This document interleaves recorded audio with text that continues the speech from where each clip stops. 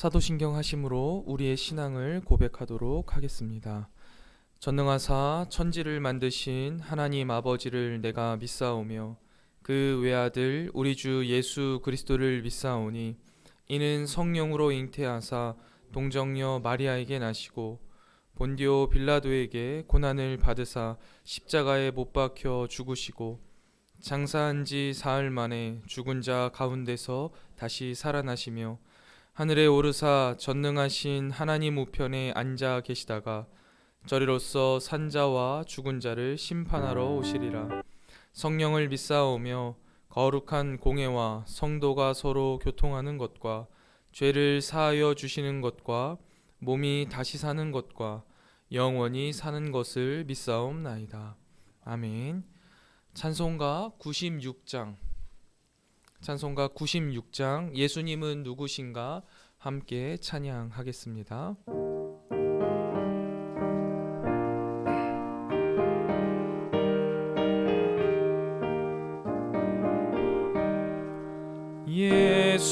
예수님은 누구신가 우는 자의 위로와 없는 자의 풍성이며 천한 자의 높음과 잡힌 자의 노임 되고 우리 기쁨 되시네.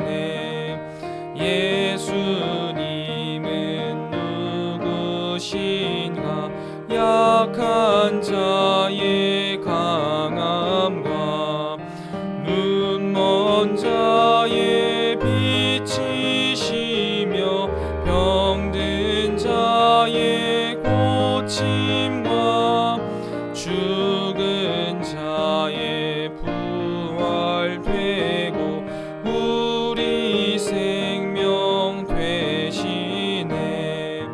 예수님은 누구신가 주한 자의 정함과 죽을 자의 생명이며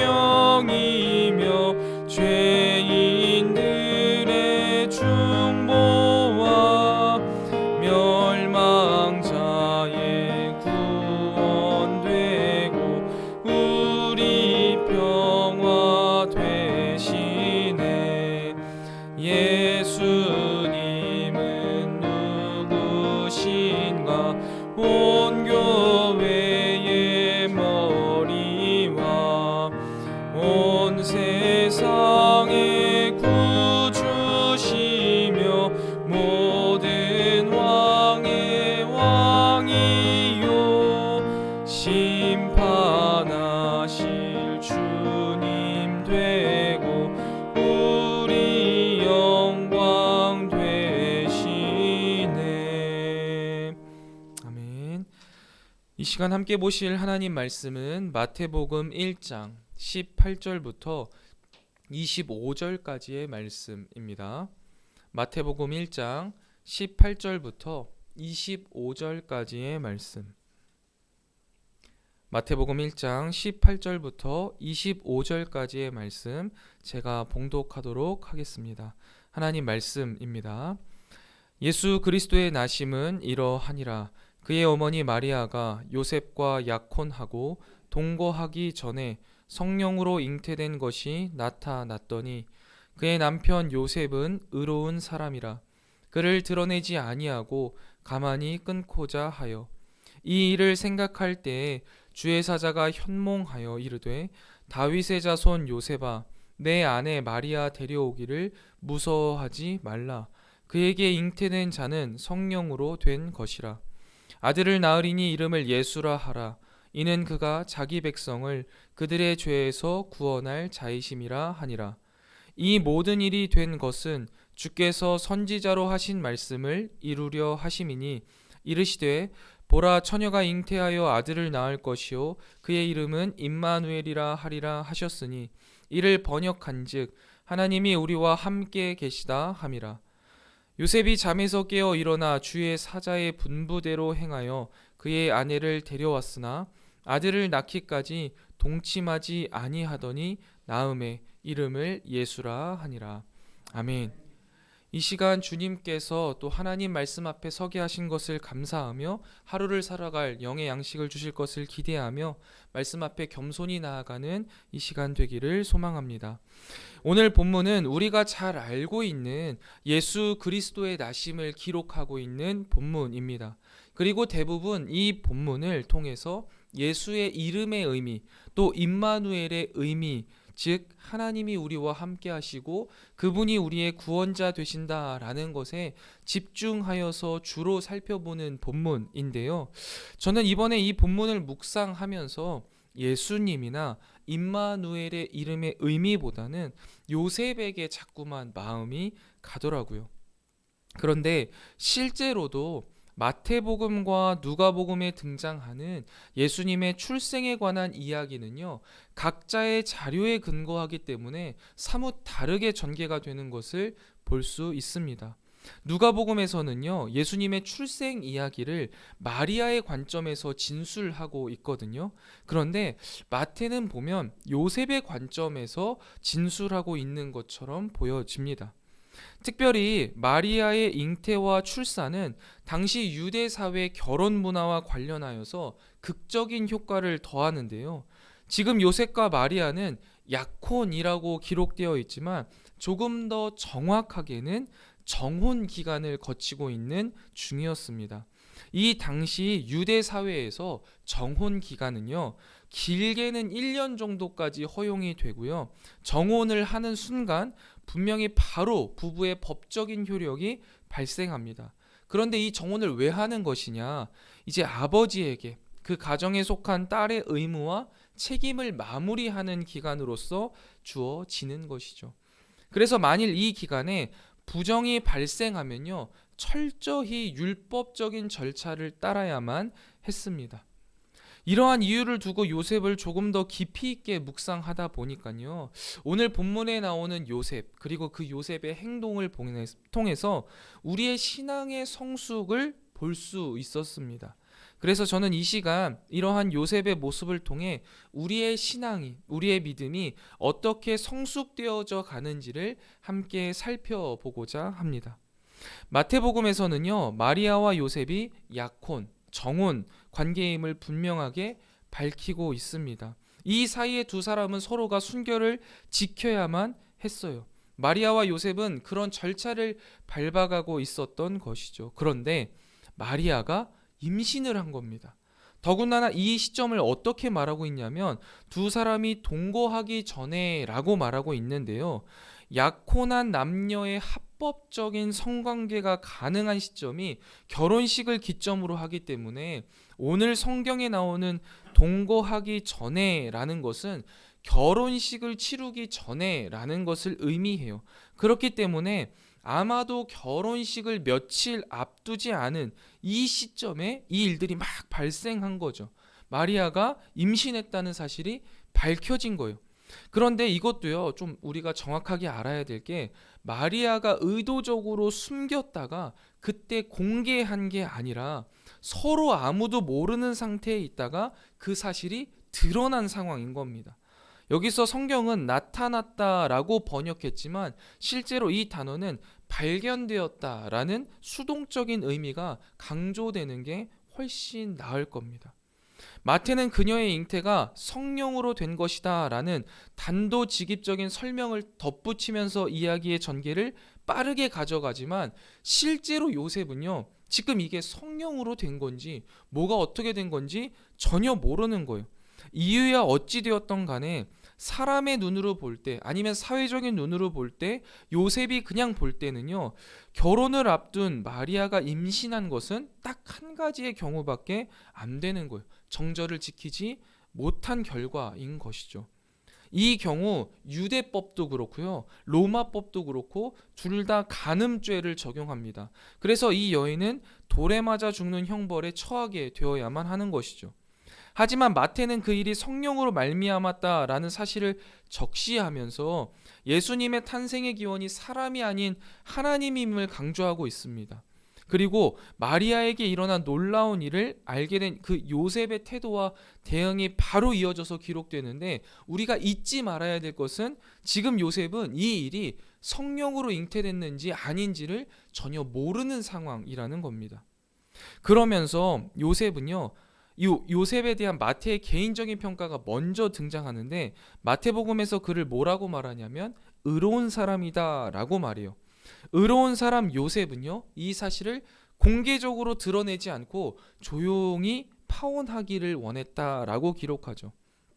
우리가 이것을 보면서 대부분, 야, 그래, 요셉 참 의로운 사람이네, 어떻게 이런 상황에서 조용히 파혼으로 끝낼 생각을 하겠어, 참 의로워 라고 말할 수 있습니다. 그런데 우리가 조금만 더 생각해 보면요, 어떻게 보면 마태가 말하는 의로운 사람이다 라는 그 평가와 요셉의 이러한 결심 사이에는요, 약간의 모순이 존재합니다. 왜냐하면 유대인들에게 의라는 것은요, 그저 착한 일을 하는 게 아닙니다. 사람을 살려주면 그냥 착한 게 아니에요. 분명하게 그들은 율법을 준수하는 것을 의라고 표현하는 사람들입니다.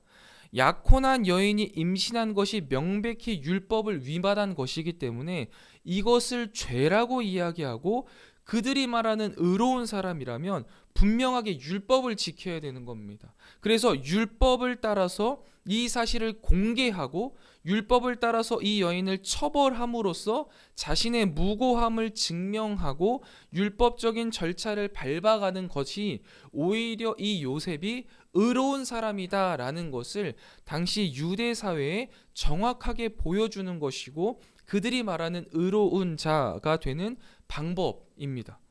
그런데 그는 그렇게 하지 않기로 결정을 하죠. 즉, 공개적으로 창피를 주고 자신은 무고하다라는 일을 밝히는 것을 포기함으로써 스스로 의로움을 확보할 수 있는 기회를 포기한 거예요. 그러니까 유대 사회에서는요, 실제로 이 요셉은 의로운 사람이 아니라는 것이죠. 그런데 마태는 왜 이 요셉을 의로운 사람이라고 말했을까요? 이것은 단순히 표면적인 그 율법적인 차원에서의 의가 아니라는 것입니다. 그저 율법을 있는 그대로 지키는 것으로서 자신의 의로움을 드러내는 것이 아니라 율법의 진짜 정신인 사랑을 통해서 율법의 의로움을 지키고 있는 것이다 라는 이 성경 저자 마태의 평가인 것이죠. 여러분, 요셉이 조용히 파혼을 하고 난 뒤에, 만약에 조용히 파혼을 했다면 그 뒤에 일어날 일들을 한번 생각해 보셨습니까? 그냥 조용히 파혼하면 일이 그냥 싹 끝날까요? 아닐 거예요. 분명히 주변에서는, 야, 요셉과 마리아가 파혼했대. 진짜? 야, 무슨 일이래? 이유가 뭐래? 아, 몰라. 무슨 이유가 있었겠지. 야, 요셉이 문제였을까? 마리아가 문제였을까? 막 쑥덕대기 시작했겠죠. 그리고 그냥 여기서 또 끝나겠습니까? 아니잖아요. 일단 임신을 했으면 애가 나올 거 아니에요? 애가 나오면 이게 상황이 더 심각해지는 거잖아요. 어머 어머, 저거 봐. 야, 마리아가 애를 낳았어. 저거 누구예요? 누구예요? 나오는 거예요. 요셉에는 아닐 거고.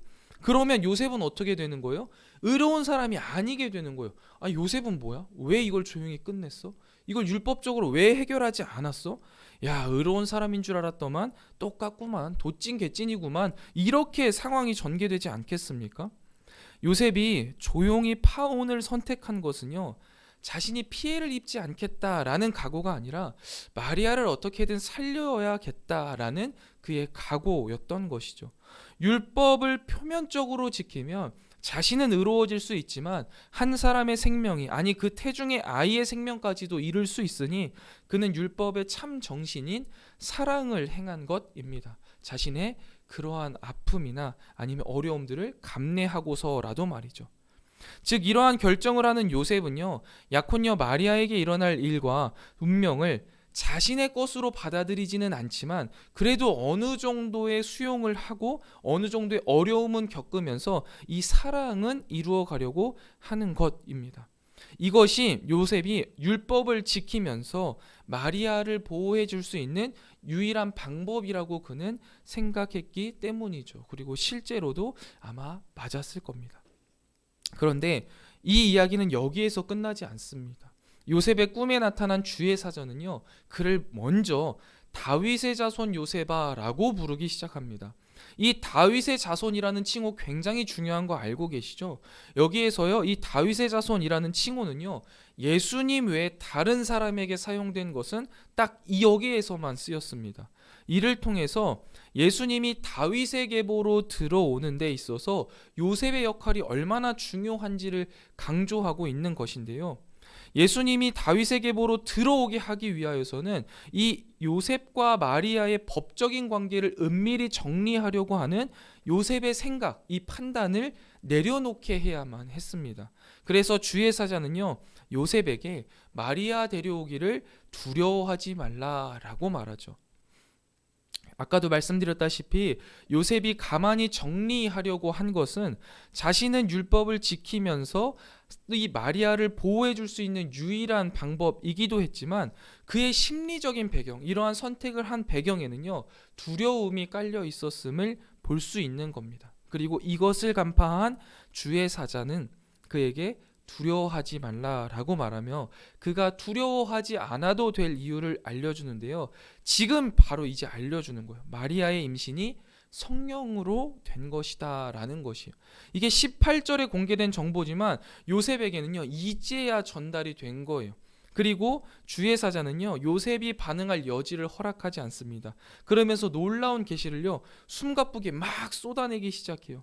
마리아가 아들을 낳을 것이고 그 아들의 이름을 예수라 해라. 왜냐하면 그가 자기의 백성을 죄에서 구원할 자이기 때문이다. 그리고 이것은 하나님의 말씀이 이루어지는 놀라운 것이다 라고 숨가쁘게 말하고요. 그리고 나서 요셉은 잠에서 확 깨어나게 됩니다. 꿈에서 깬 요셉은 꿈의 메시지를 매우 엄중하게 받아들이지요. 그리고 그는 그 두려움을 물리치고 담대하게 주의 사자의 명령에, 하나님의 말씀에 순종하기로 결단합니다. 그래서요, 여러분, 그의 신앙의 차원이요, 처음에 가만히 끊으려고 할 때는 이 율법의 차원, 사람이 할 수 있는 사랑의 차원에 머물렀었다면 이제는 믿음의 차원으로 성장하는 것이죠.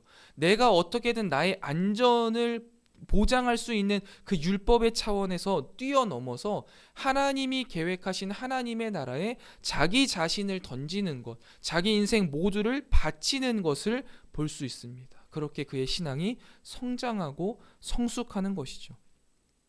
처음 율법의 차원의 믿음은 다만 마리아가 수치를 당하지 않도록, 죽지 않도록 최대한 보호해 주는 것에 그쳤다면, 지금의 요셉의 믿음은 마리아의 운명에 자신의 운명을 묶어버리는 거예요. 정확하게는 하나님의 뜻에 자기 자신을 던져드리는 것, 오롯이 드리는 믿음으로 성장하고 성숙한 것이죠.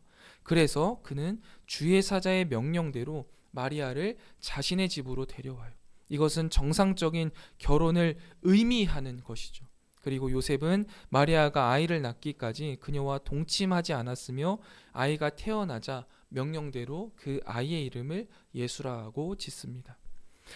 말씀을 정리하겠습니다. 성령으로 잉태되어 마리아에게서 태어난 예수님은요, 이러한 요셉의 순종을 통해서, 믿음의 성장과 성숙을 통해서 다윗의 계보에 들어가게 되었고, 하나님 나라는 이렇게 요셉의 성숙한 믿음으로 한 걸음 나아가 이루어져 갔습니다. 마태는 요셉의 이 같은 모든 행위를 포함하여서 그를 의로운 사람이다 라고 묘사한 것 같습니다. 사랑하는 성문교회 성도 여러분, 우리도 이러한 요셉의 믿음을 본받아서 단순히 율법의 차원에서 믿음을 넘어서서 우리 자신을 하나님의 뜻에 오롯이 던질 수 있는 성숙한 믿음으로 나아가며 하나님의 뜻을 우리의 삶에 이루어가는 한 해가 되시기를 주님의 이름으로 간절히 축원드립니다. 기도하시겠습니다.